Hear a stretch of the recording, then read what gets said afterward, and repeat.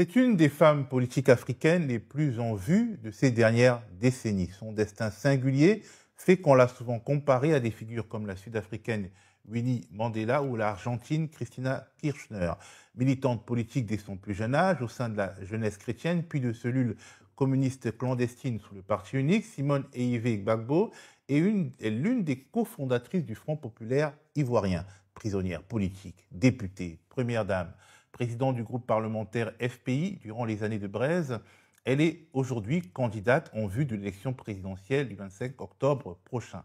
Candidate face au président sortant, Alassane Ouattara, dans le cadre d'un scrutin dont ont été écartés de nombreux candidats majeurs, dont Laurent Gbagbo, Tidjane Thiam et Pascal Affi-Guessan.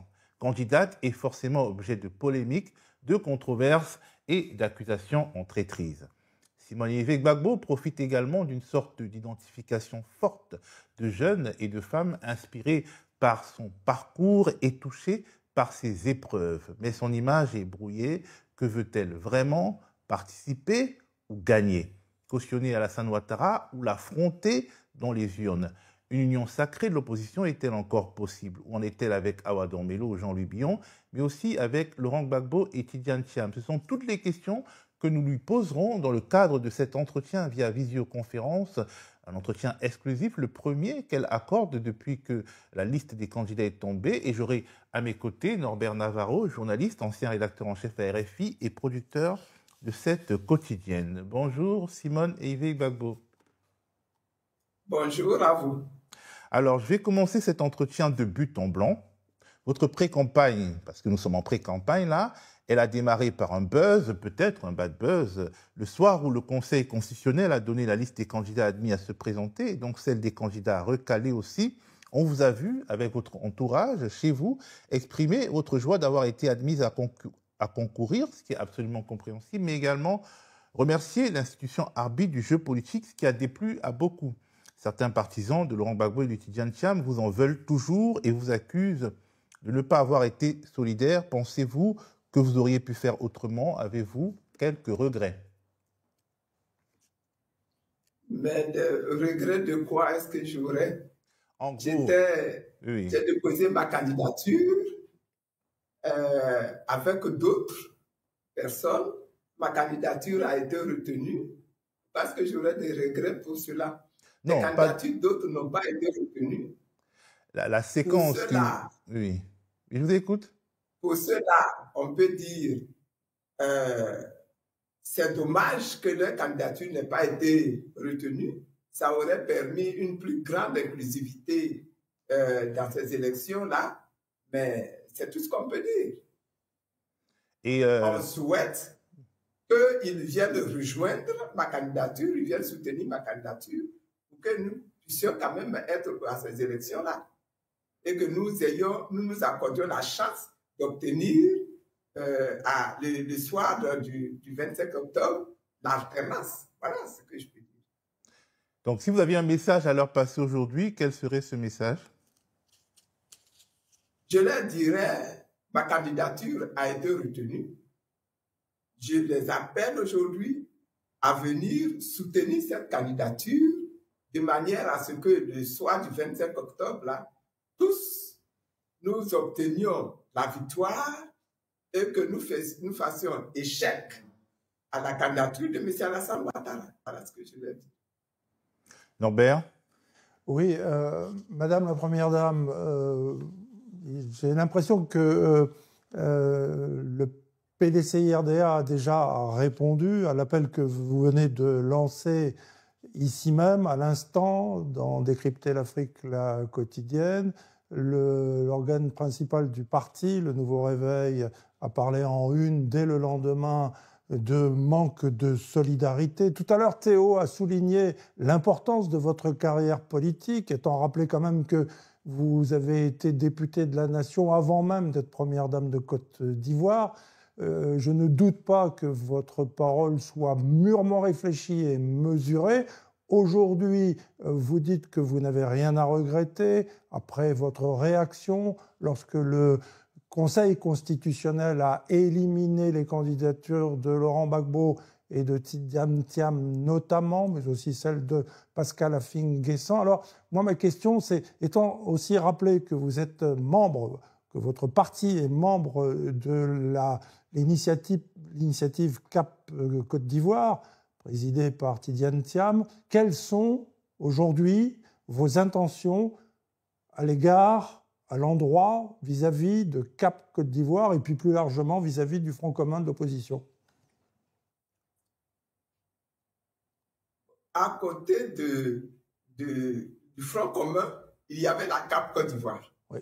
Et la Cap Côte d'Ivoire a été mise sur pied pour être un instrument de discussion, n'est-ce pas, avec le pouvoir, avec le gouvernement conduit par M. Alassane Ouattara, pour que les conditions, tout le système électoral soit lui-même renouvelé, rénové, transformé, réformé, pour que nous ayons des élections les plus transparentes possibles, nous ayons des élections les plus équitables possibles, nous ayons des élections les plus tranquilles, les plus apaisées possibles. Voilà pourquoi nous avons créé la Cap Côte d'Ivoire. Ce combat-là, nous l'avons mené, mais nous n'avons pas pu obtenir du gouvernement qui convoque le dialogue national. Et donc, on est parti à ces élections-là. On est parti à ces élections-là dans les conditions que nous avons aujourd'hui. Et dans ces conditions-là, je dis que moi, j'appelle tous ceux qui soutenaient des candidatures qui ont été rejetées de nous rejoindre pour qu'on continue le chemin et qu'on gagne ces élections-là. Voilà ce que moi, je dis. Mais vous êtes toujours membre de Cap Côte d'Ivoire, vous êtes toujours dans Cap Côte d'Ivoire, vous êtes toujours proche du Front commun ou pas? Je ne serais pas membre de Cap Côte d'Ivoire. Dans la Cap Côte d'Ivoire, il y avait plusieurs candidats. Et certains candidats ont été retenus, d'autres ont été rejetés. Ceux qui ont été retenus, que le reste de Cap Côte d'Ivoire viennent travailler avec ceux qui ont été retenus. Voilà ce que moi j'ai dit. Pourquoi est-ce que ça vous étonne? Non, ça ne nous étonne absolument pas, Madame Simone Ifegbagbo, mais on se dit, on pense qu'ils peuvent avoir quelques amertumes, quelques préventions et encore être déçus par le fait qu'il n'ait pas été retenu. Et c'est pour cela qu'on vous demande quel est le message qui pourrait aller, disons, toucher leur sensibilité, le fait que, bon, on n'a pas été retenu, mais quand même, on fait contre mauvaise fortune bon cœur. Ben, c'est ce que j'ai dit. J'ai dit que nous avons été plusieurs candidats. Ceux qui ont été rejetés auraient pu être retenus. Ceux qui n'ont pas été retenus, je les appelle à soutenir ceux qui ont été retenus. Voilà ce que j'ai dit. Je ne vois pas... En gros, si vous n'aviez pas été retenu, vous auriez soutenu ceux qui auraient été retenus. Ah, forcément. Si je n'avais pas été retenu, je me serais mis derrière ceux qui ont été retenus. Pour que ce que nous visons là aujourd'hui, c'est l'alternance. C'est ça que nous visons. Et notre souhait à nous tous qui sommes dans l'opposition, de gauche ou de droite, ce que nous souhaitons, c'est l'alternance. Bon, par chance, nous avons quelques candidatures qui ont été retenues. Ces candidatures qui ont été retenues là, j'appelle les autres à venir les soutenir, les conforter, pour qu'au moins, au bout du compte, nous ayons une victoire au niveau de cette opposition. Alors, une partie... Les candidatures qui n'ont pas été retenues, il y a beaucoup de choses à dire sur les candidatures qui n'ont pas été retenues. Il y a beaucoup d'injustices que nous avions commencé à dénoncer déjà bien avant même la session du Conseil constitutionnel. Donc là-dessus, je pense qu'on est tous d'accord. On comprend l'amertume, on comprend le chagrin, on comprend qu'il soit déçu. Ça, c'est compréhensible et c'est normal. Mais là, nous n'avons que quelques semaines pour aller à ces élections-là. Et pour ces semaines-là, je pense qu'il faut aller à ce qui est, comment je dirais, le plus efficace. Mais justement, donc, vous parlez d'efficacité.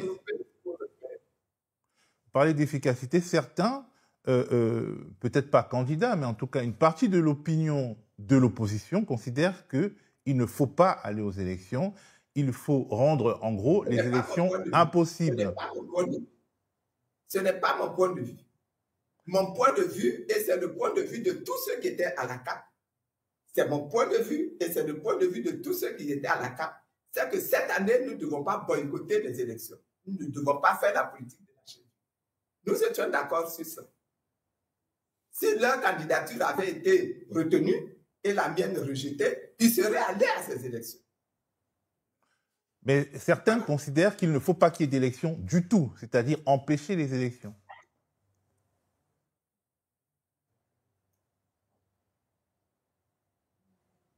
Qu'il n'y ait pas d'élection du tout, ça n'a jamais été non plus ma position et ça n'a jamais été non plus la position de la CAP, y compris le PDCI qui est dans la CAP. Je voudrais rappeler que pendant que nous combattions pour obtenir les réformes du système électoral, le PDCI nous a dépassés pour aller déposer sa candidature à notre insu, à nous tous. Le président du PPACI est allé déposer sa candidature à l'insu de nous tous. Et nous avons été mis devant le fait accompli. Nous avons même été obligés de faire du rétropédalage pour expliquer que maintenant, nous aussi, nous avions déposé notre dossier de candidature. Donc, l'idée de ne pas avoir d'élection du tout, ça n'a jamais été une position défendue par personne au niveau de l'opposition. Nous avions dit que cette fois-ci, il faut faire en sorte qu'il n'y ait pas de politique de la chaise vide et que nous allions aux élections. Voilà ce sur quoi nous sommes tous accordés. Simone Eyive-Gbagbo, quel message adresseriez-vous aujourd'hui à la gauche ivoirienne? Aujourd'hui, profitez-en, elle vous écoute, elle vous regarde. Que lui diriez-vous et quel panache devrait-elle suivre, cette gauche ivoirienne, selon vous? À la gauche ivoirienne, je dirais que nous sommes en 2025. Nous avons regardé M. Alassane Ouattara diriger ce pays avec son régime. Nous, de la gauche, nous estimons qu'il est temps qu'il y ait dans ce pays-ci l'alternance et que nous revenions au pouvoir. Que la gauche prenne le pouvoir et conduise ce pays.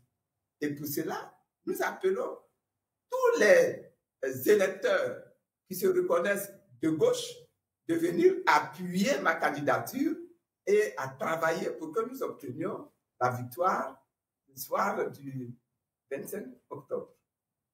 Mais les militants ou les sympathisants de gauche peuvent aussi bien être attirés par la candidature d'un autre candidat retenu, lui aussi, comme vous, Awa Dombello. Donc, il faudrait quand même choisir. C'est leur droit. C'est leur droit, mais est-ce qu'on peut s'attendre à une entente entre vous, Simone Eyive-Gbagbo, et Awa Dombello, à une attente de désistement, une entente de désistement pour clarifier la situation et donner plus de chance à l'opposition en général et à la gauche en particulier? Est-ce que vous êtes en discussion? Oh, mais Awa Dombello n'est pas encore revenu au pays depuis que tous ces résultats ont été donnés. Mais avant déjà de partir en voyage, il était venu m'annoncer sa candidature. Et nous avions convenu de pouvoir nous asseoir et travailler ensemble, de parler pour savoir un petit peu comment est-ce que nous allons affronter ces élections. J'attends qu'il revienne et nous parlerons. Et vous pensez qu'il est possible psychologiquement que l'un d'entre vous, vous avez tous les deux des parcours remarquables qui vous donnent la légitimité à la gauche ivoirienne, vous êtes militant au sein du FPI depuis 40 ans, plus de 40 ans tous les deux, est-ce que ce ne sera pas difficile pour l'un ou pour l'autre de faire la passe à son camarade ou à sa camarade? Je suis sûr que nous sommes tous les deux des militants très raisonnables, que nous pourrons nous asseoir et que nous pourrons parler. Maintenant, qu'est-ce qui va en découler, qu'est-ce qui va ressortir de tout cela? J'aime pas vendre la peau de l'ours avant de l'avoir tué, hein, donc je préfère attendre de parler avec lui, et puis ensuite. De toute façon, vous saurez ce qui aura été retenu. Mais des voix se sont déjà élevées, madame, pour demander purement et simplement et sans embâge le retrait de votre candidature. Et ici même, d'ailleurs, la semaine dernière, une voix s'est élevée pour le dire. Oh, c'était la voix de Robert Bourgi, qui est une figure historique de la France-Afrique, qui est un ami de Laurent Gbagbo, un peu moins ami que son frère Albert, mais ami quand même.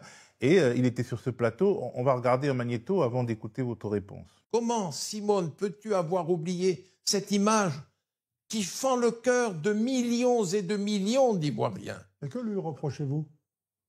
D'avoir chanté la gloriole du Conseil constitutionnel qui venait de piétiner, de bafouer les droits les plus élémentaires de son ex-mari, de l'ancien président de la République de Côte d'Ivoire, de Pascal Affi-N'Guessan, de Tidiane Thiam.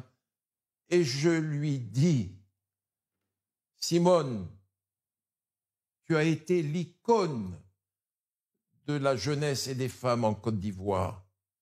Redeviens vite ce que tu as été, c'est-à-dire une combattante de la liberté. Retrouve tes compagnons de route et renonce à être candidate, s'il te plaît. S'il te plaît, j'ai regardé ces derniers jours des dizaines et des dizaines de TikTok où les garçons et les filles pleuraient maman Simone, ne comprenaient pas la gloriole prononcée par elle du Conseil constitutionnel. Je ne sais pas. Ressaisis-toi, Simone. Alors, madame, vous venez de voir et d'entendre Robert Bourgi vous demander instamment de retirer votre candidature. Bien sûr, il y a le messager, mais il y a aussi le message. Pouvez-vous répondre au message? Je vais répondre au message. Je trouve que M. Robert Bourgi est bien culotté de dire ce qu'il a dit là. J'aurais aimé qu'il soit aussi engagé à l'époque quand la France tirait sur son ami Laurent Gbagbo. J'aurais aimé ça. Il n'a pas eu le courage à cette époque-là. Il était même partisan de ceux qui tiraient. Il a accompagné les ministres français en Côte d'Ivoire ici pour organiser l'agression de la présidence, du palais présidentiel. Et aujourd'hui, il vient s'asseoir pour me dire « Simone, retire ta candidature ». Je le trouve bien gonflé. Ceci dit, il a le droit d'avoir son opinion, de proclamer son opinion, mais il n'est pas électeur en Côte d'Ivoire. Il n'a qu'à nous laisser mener notre compte. C'est on ne peut plus clair cette réponse. Alors, je voudrais qu'on parle de votre programme. Vous avez été une des fondatrices du FPI, qui a eu un programme socialiste puis social-démocrate. Aujourd'hui, quels sont les points forts, les axes forts du programme que vous entendez mettre en œuvre si vous êtes élu au soir du 25 octobre 2025? Nous avons un programme de gouvernement entier, libellé en 7 points, en 7, ce que nous appelons les 7 engagements. Mais si vous voulez, si je résume en 3 mots-clés, il y a le premier mot-clé, c'est la réconciliation. Parce que je considère que dans ce pays-ci, nous avions eu un grave problème, une grave division à l'intérieur de tout le tissu social, économique, politique de ce pays, et qu'il faut nous asseoir et organiser la réconciliation du peuple de Côte d'Ivoire.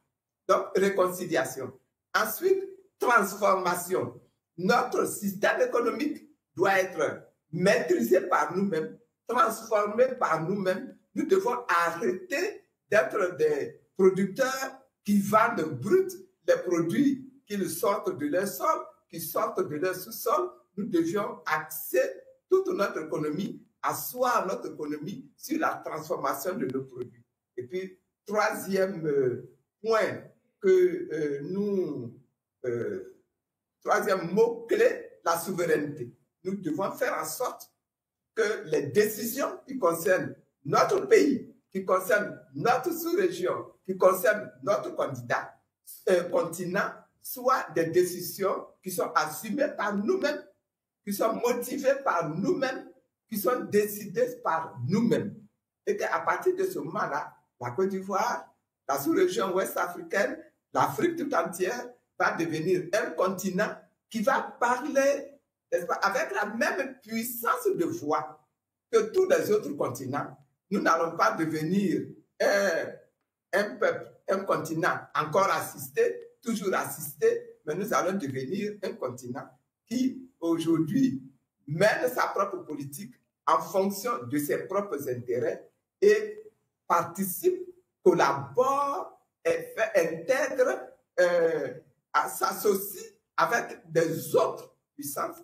En quelque sorte, nous voulons que nous commencions à bâtir ici la multipolarité dans notre pays et dans notre continent. Voici les trois grands points.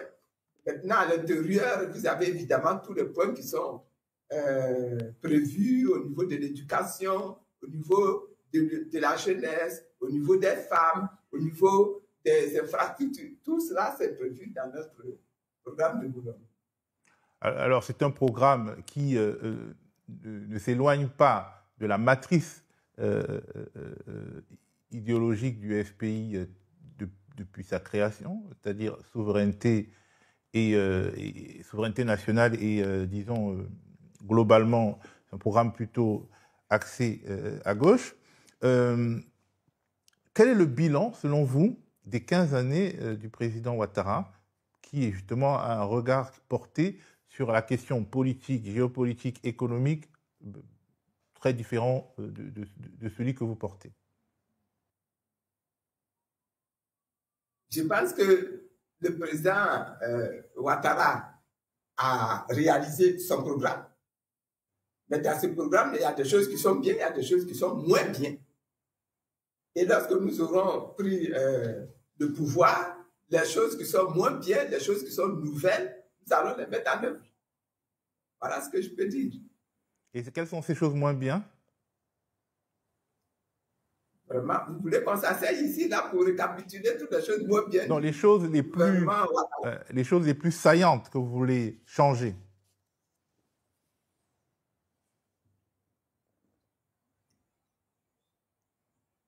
Au niveau de ce pays-là, toutes les questions qui concernent la justice, ce sont des choses qui sont moins bien. Vous avez vu un petit peu ce que le président Gbagbo lui-même vient de subir. Toutes les questions qui concernent la justice sont des choses moins bien. Au niveau économique également, il faut remonter l'économie de notre pays pour que les Ivoiriens eux-mêmes, désormais, soient les maîtres, n'est-ce pas, décideurs de leur économie. Et non pas des puissances étrangères qui viennent, qui investissent ici avec leurs fonds, et puis le pays devient pauvre. Le pays est pauvre. À Côte d'Ivoire, c'est un pays qui est pauvre. Le peuple ivoirien est un pays qui est pauvre. Alors que c'est un pays qui est riche de ses ressources, qui est riche de ses intellectuels, mais c'est un pays qui est pauvre, à l'image des pays africains en général jusqu'à présent. Et ça, c'est des donnes qu'il faut renverser. Norbert? Madame, est-ce que la Côte d'Ivoire est un pays en danger? Je vous pose la question parce que lorsque, comme on vient de le voir à l'écran à l'instant, le président Ouattara a présenté sa candidature, il l'a étayé par le risque sécuritaire en disant que d'ailleurs c'était lui le rempart, il n'y avait que lui pour protéger la Côte d'Ivoire. De quel danger pensez-vous la Côte d'Ivoire est susceptible d'être victime aujourd'hui? S'agit-il d'un danger extérieur, d'un danger intérieur? Et pensez-vous être à même de pouvoir faire face et d'être vous aussi un rempart contre cet éventuel danger? Ou alors, pensez-vous au contraire qu'il s'agit d'un prétexte de campagne pour pouvoir justifier un quatrième mandat? Bon, moi, je pense que c'est à lui que vous aurez bien fait de poser cette question. Hein? Sinon, ce que moi je constate, c'est que nous sommes un pays, nous sommes dans la sous-région ouest africaine. Nous avons à côté de nous des pays qui ont souffert des attaques de tous les djihadistes, etc. Et je pense que c'est à cela que le président Alassane faisait allusion, je suppose que c'est à cela qu'il faisait allusion. Mais ce que je voudrais rappeler, c'est que notre pays est un pays qui a vécu la guerre. De 2002 à 2011, ce pays-là a subi la guerre, a subi la division. Et qu'il y a encore des restes, n'est-ce pas, de ces guerres, de cette division chez nous. Et que cela peut contribuer des difficultés. Et que ce n'est pas le régime de M. Ouattara qui peut régler ce problème-là. Voilà ce que je peux dire. Maintenant, pourquoi ne peut-il pas régler ce problème? Mais parce que qui a amené la guerre ici? Qui a amené la rébellion ici? Qui a amené les troupes rebelles ici, en Côte d'Ivoire? Qui? On vous dira que c'est Guillaume Soro. Ah ben oui, mais Guillaume Soro, il était le petit de qui? Question pour un champion. Justement, quel est le regard que vous portez sur la région? C'est-à-dire, quand vous étiez, le FPI est au pouvoir, nous avions une Afrique de l'Ouest totalement différente. Il y avait Blaise Compaoré au Burkina Faso, qui était un adversaire de votre pouvoir, qui était un allié indéfectible de la France-Afrique. Il y avait des amis, des camarades avec qui vous n'étiez pas forcément en entente maximale dans d'autres pays, notamment au Mali. Aujourd'hui, il y a au sein de l'AES des régimes militaires qui sont dirigés souvent par des personnes très jeunes, en tout cas au Mali et au Burkina Faso. Il y a une sorte de division entre la CEDEAO et l'AES. Quel est le regard que vous portez sur l'AES? Parce qu'aujourd'hui, la Côte d'Ivoire est vue comme le pays qui est en pointe dans le combat contre l'Alliance des États du Sahel. Moi, je considère que dans la région ouest africaine, les populations qui essayaient de bâtir la démocratie, qui essayaient de bâtir l'autonomie, ont été confrontées à des attaques, à des difficultés d'ordre sécuritaire, d'ordre économique et donc d'ordre politique. Ça a conduit dans ces pays-là des renversements de gouvernement et l'installation de ce qu'aujourd'hui nous appelons des pays de l'AES. Ils se battent, ils font ce qu'ils peuvent pour sortir leur pays de toutes ces difficultés. Aujourd'hui, ce sont des militaires, mais ces militaires-là se battent pour sortir leur pays de toutes les difficultés. Je considère que c'est une réalité à laquelle toute l'Afrique aujourd'hui est soumise. Sortir nos pays des ingérences étrangères, de l'insécurité, du sous-développement, pour que nous ayons des peuples, nous ayons des populations, nous ayons des économies qui deviennent fortes, des États qui deviennent forts, et que nous puissions ensemble donc bâtir dans notre sous-région, comme dans l'Afrique tout entière là, des États qui sont puissants, qui peuvent assurer la sécurité de leur population, qui peuvent assurer le développement de leur population, qui peuvent gérer l'économie de leur population, qui peuvent opérer des transports technologiques, scientifiques à leur population, pour que nos populations-là sortent, n'est-ce pas, de l'assistanat, sortent de la paupérisation, pour que nous soyons nous aussi des êtres, des pays, des peuples capables d'apporter, n'est-ce pas, au reste du monde là, des propositions de solutions, n'est-ce pas, aux problèmes modernes qui se posent à l'Afrique et au monde aujourd'hui. Vous, Présidente, vous renoueriez les contacts. mon rêve, c'est que l'Afrique devienne un continent respecté, un continent respectable, un continent qui est capable, n'est-ce pas, de s'opposer à tous les pillages, n'est-ce pas, dont il est victime aujourd'hui. Voilà, moi c'est ça que je cherche. Vous, Président, si ceux de l'AES réussissent, ce serait tant mieux. Vous, Président, vous renourriez les rapports avec l'AES. Il y a un régime qui le réussisse, ce serait tant mieux. Et je ne crois pas que c'est avec le régime de Alassane Ouattara qu'on va réussir. Donc vous, Président, vous renourriez des relations avec l'AES, avec les pays de l'AES. Ah, sans problème. Parce que ce sont mes voisins immédiats. Et je suis obligé de nouer des relations avec eux. Et vous ne pensez pas que au plan politique, nous avons beaucoup de choses que nous partageons avec les populations de l'AES. Vous pensez qu'aujourd'hui, là, il y a une rupture totale des relations entre les peuples de l'AES qui sont en AES et les peuples qui sont ici en Côte d'Ivoire, le peuple ivoirien. Si quelqu'un vous dit ça, il vous a menti. Et avec la France, vous ne pensez pas que vous faites peur à la France, aux États-Unis, aux puissances européennes, occidentales, alors que vous avez été décrite comme la chef de l'aile dure au moment de la guerre, la chef de l'aile dure dans le combat contre l'ancienne puissance coloniale? Ouammou, sors de ça.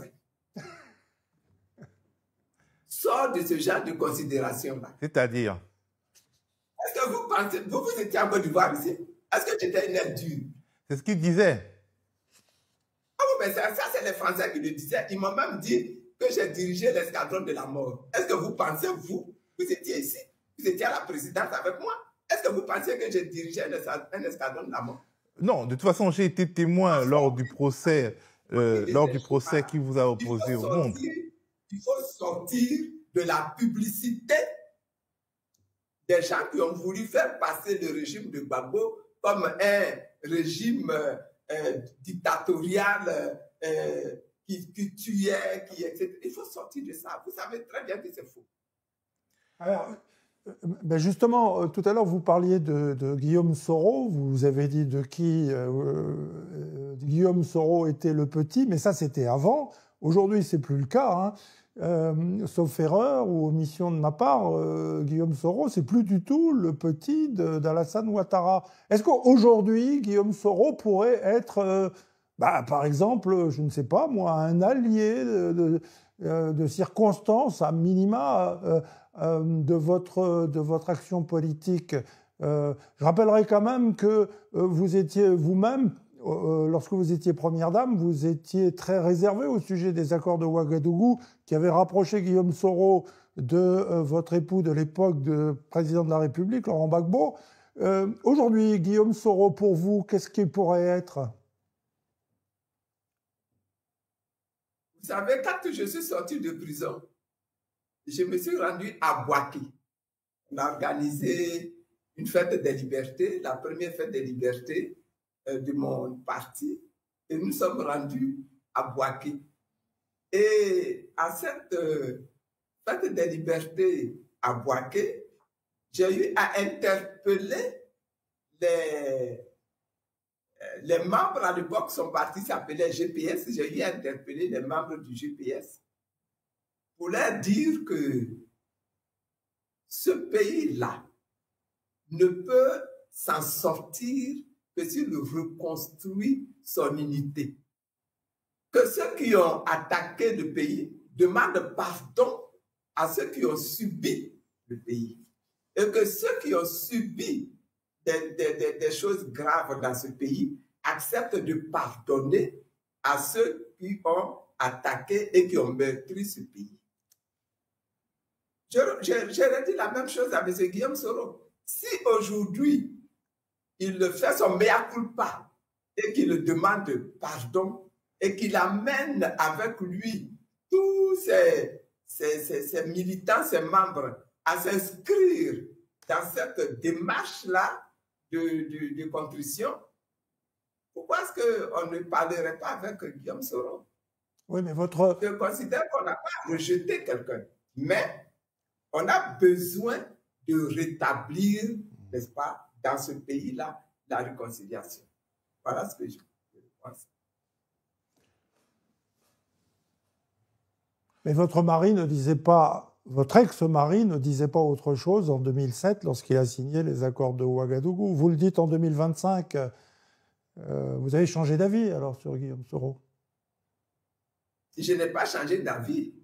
En 2007, est-ce que M. Guillaume Soro était sur la ligne de pardon?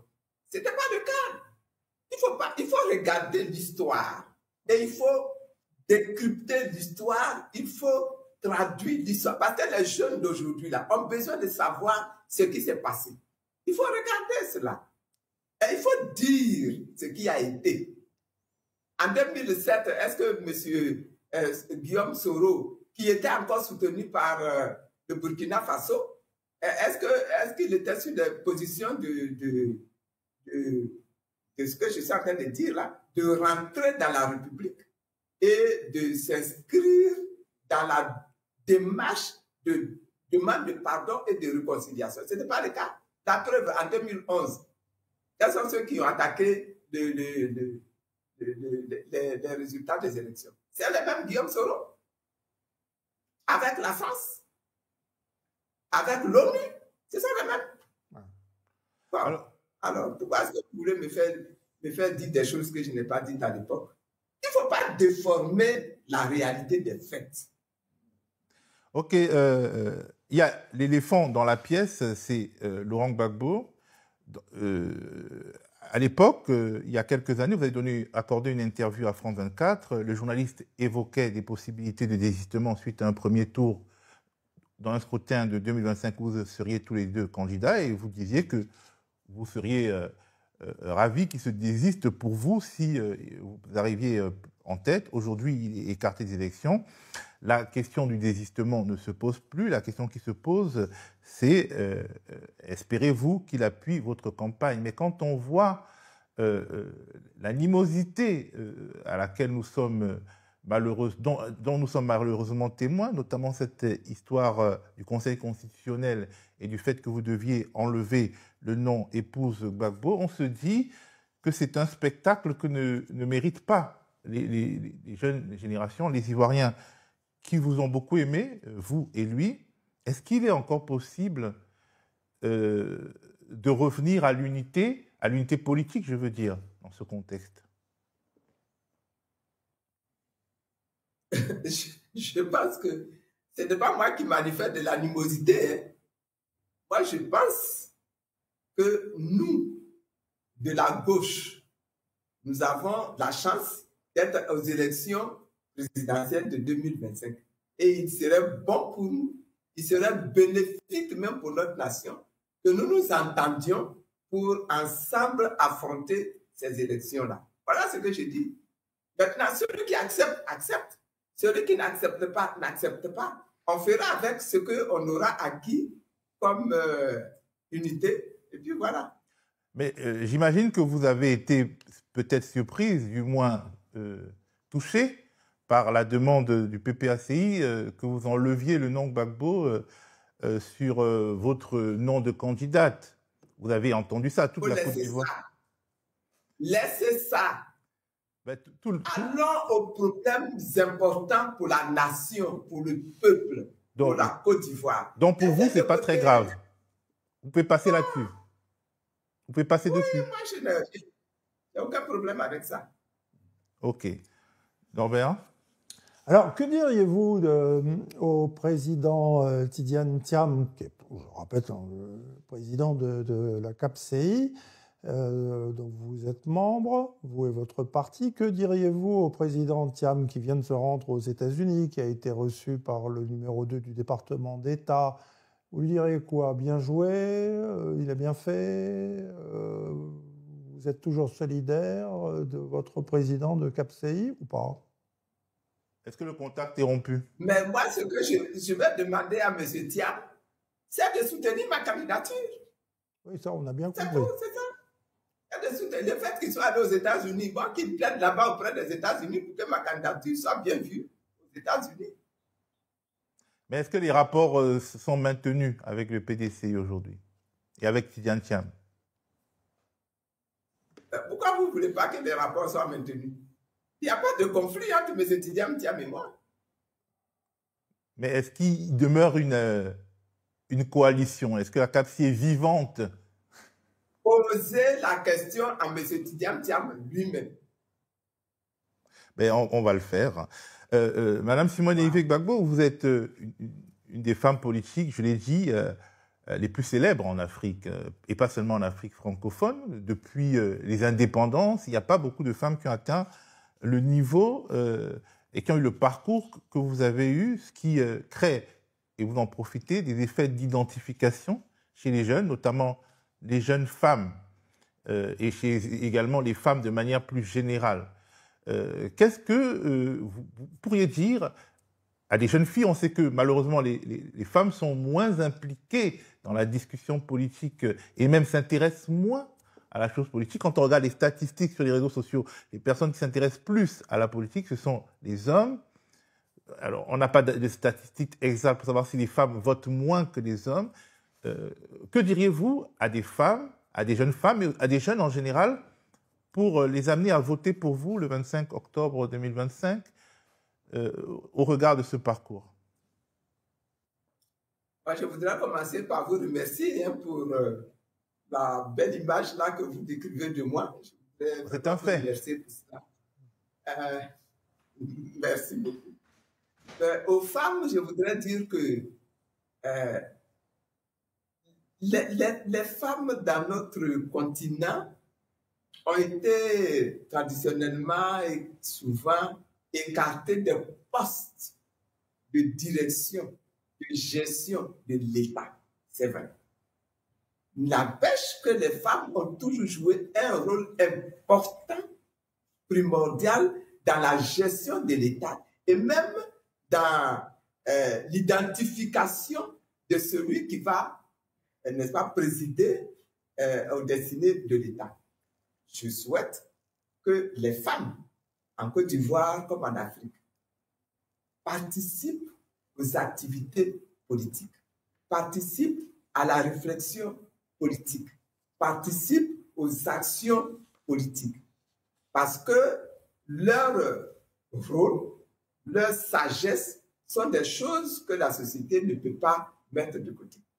Donc, pour ma candidature, je souhaiterais que les femmes, je souhaiterais que les jeunes se lèvent pour faire campagne, pour sortir un grand nombre voter le 25 octobre, pour faire également le contrôle de toute cette opération de jour de vote, voir un petit peu, est-ce qu'il y a des détournements ici, est-ce qu'il y a des vols de voix là, etc., qu'ils participent et qui deviennent des acteurs pleins de cette campagne-là, de cette élection présidentielle de 2025 à Côte d'Ivoire, et que le soir du 25 octobre, grâce aux femmes, grâce aux jeunes, grâce maintenant également à tous les autres électeurs, et je compte trouver des électeurs dans tous les partis, hein, y compris au RHDP.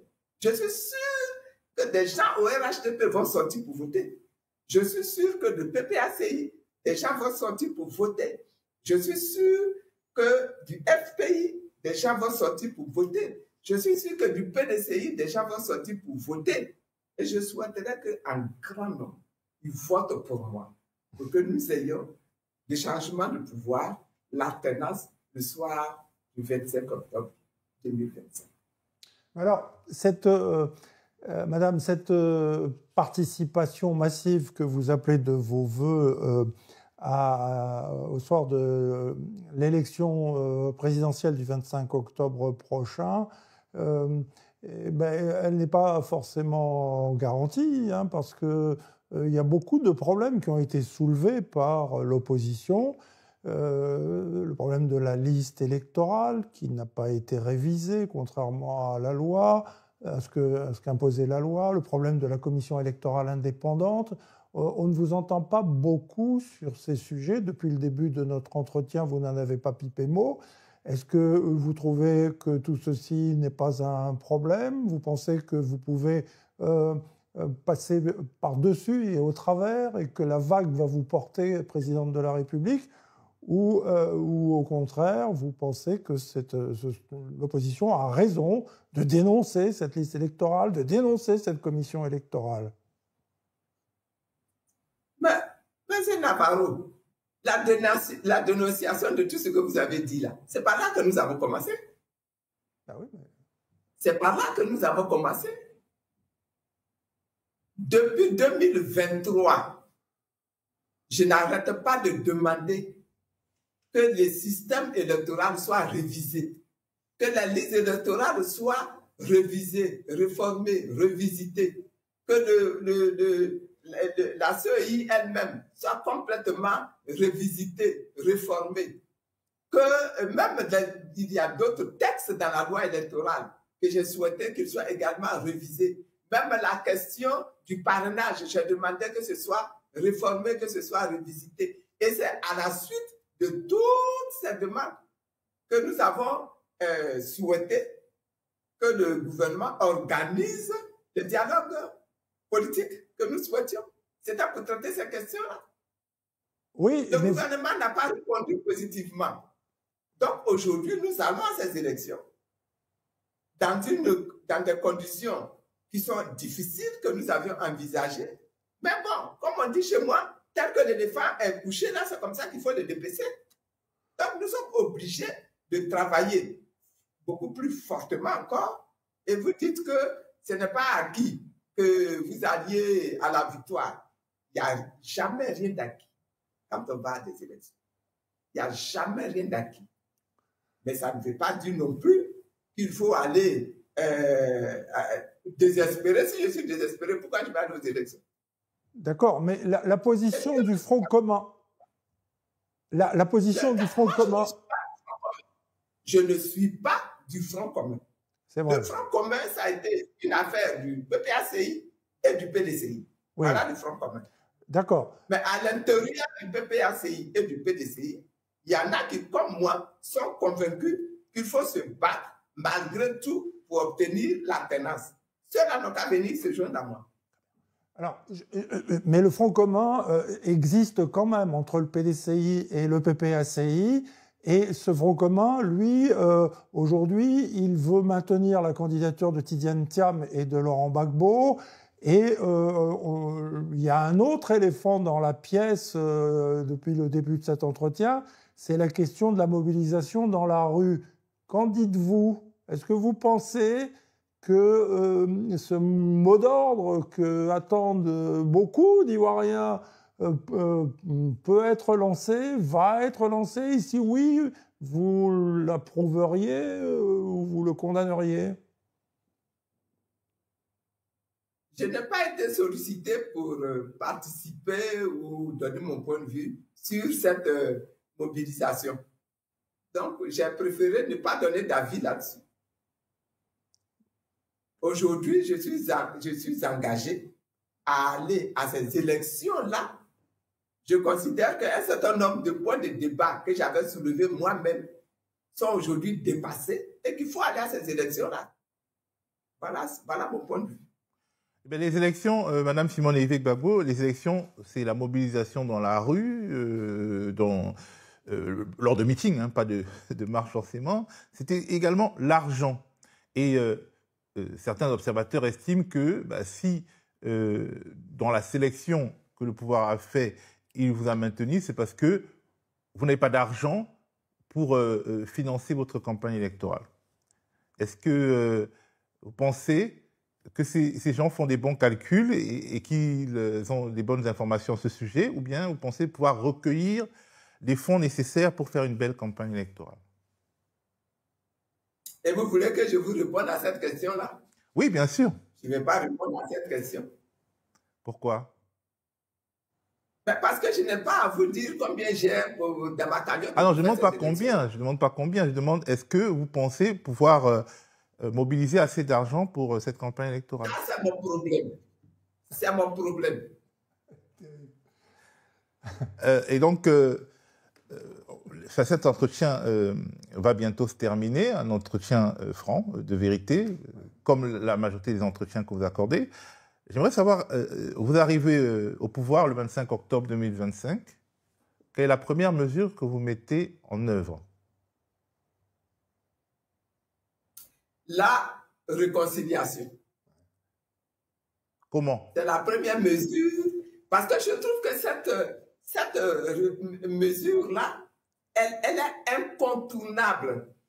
Si on veut bâtir notre nation sur des bases fermes, solides, unitaires, on est obligé de commencer par la réconciliation. Norbert, pour la question de la fin. Oui, Simone et Yvette Gbagbo, on vous sait femme de foi. Vous êtes, votre croyance en Dieu est très, très, très forte et beaucoup d'Ivoiriennes et d'Ivoiriens vous suivent sur ce terrain-là. Est-ce que vous comptez placer votre campagne électorale sous le signe de Dieu et quel serait à ce moment-là votre credo? Je considère que tout ce qu'on fait dans la vie, là, quelque chose d'important, quelque chose de moins important, tout ce qu'on fait dans la vie doit être placé sous le signe de Dieu. C'est vraiment mon point de vue. Et donc, la campagne, bien sûr, je vais la placer sous le signe de Dieu. Et je vais demander que Dieu, pendant toute cette période-là de la vie de la nation, intervienne lui-même puissamment pour que nous n'ayons pas de désordre, pour que nous n'ayons pas de violence, pour que nous n'ayons pas de mort pendant ces élections-là, et que nous ayons la victoire. Et que ceux qui considèrent que je suis un instrument maigre, peu crédible, que de soir des élections-là, Dieu même les confonde et me donne la victoire, démontrant que moi, là, j'ai les compétences de gérer ce pays. Merci beaucoup, Simone Yvette Gbagbo, candidate à la présidentielle de 2025 en Côte d'Ivoire, de nous avoir accordé cette interview exclusive, la première depuis l'annonce de la liste des candidats à la présidentielle. Et on espère qu'il y en aura d'autres, bien entendu. Et merci à vous de nous avoir regardés. Rendez-vous bientôt pour de futurs décryptages de l'actualité africaine. Merci beaucoup. Merci à vous. Merci de m'avoir prêté votre micro. Et que Dieu vous bénisse.